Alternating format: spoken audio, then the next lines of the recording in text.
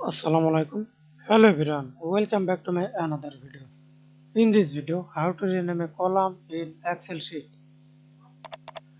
First of all, I select the single column, then right click mouse, select different name and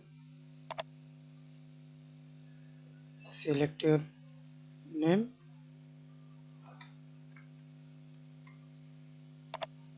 stock and scope, workbook, select sheet, comment box,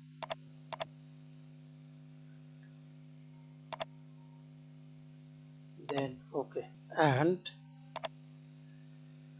equal to this name stock.